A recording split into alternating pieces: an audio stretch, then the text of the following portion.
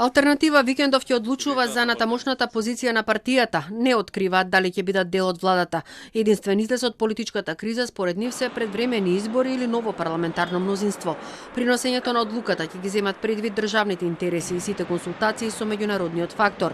Стравуваат дека во ваква ситуација тешко дека ќе може да се донесе буџетот. Буџетот е на чекор да се донесе, на ваков начин не може да се донесе и сите други предизвици кои не чекат во ноември и декември.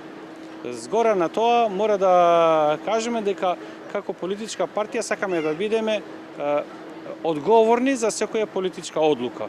Во ваква ситуација државата е да одлучи дали да направи консензуален договор меѓу власта и опозицијата и буџетот да го донесеме и да одиме на брзи избори или пак да се зголеми мнозинството во власт. Ја дека алтернатива ќе биде дел од новото владино мнозинство, дали преговарате со Социјалдемократскиот сојуз на Македонија? Со никого немаме никакви преговори. Реков како опција доколку се понуди таа, ние до овие двете опции што ги јас спомнав се дел од опциите кои ќе бидат на маса на претседателството. На крај ќе донесеме одлука сите и верувам дека било каде одлука ќе биде унанимна. ВМРО ДПМН смета дека само брзи предвремени избори и стабилна влада е единственото решение за излез од политичката криза.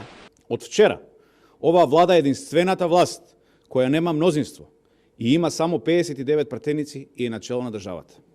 Оваа влада нема легитимитет да продолжи да владее.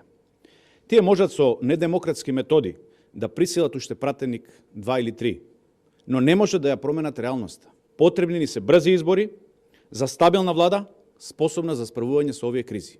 СДСМ е против предвремени избори. Преговараат со пратеници за зголемување на парламентарното мнозинство, а од лидерот на ВМРО ДПМН Христијан Мицковски бараат да се извини да си поднесе оставка за неуспехот околу обезбедувањето 61 глас за недоверба на владата. Мицковски треба да излезе пред граѓаните, да им се извини и да даде оставка. Криење за брзи и вонредни избори навистина нема смисла пред граѓаните после толку кажани лаги. Сега не е време за избори, како што кажав и претходно, време е за одговорност, бидејќи сме соочени пред многу предизвици како што е енергетската криза, живеачката на граѓаните. Левица повикува на радикализација на опозицијата и масовни протести. Неизвестно е кои ќе бидат на тамошните чекори и како ќе функционира собранието.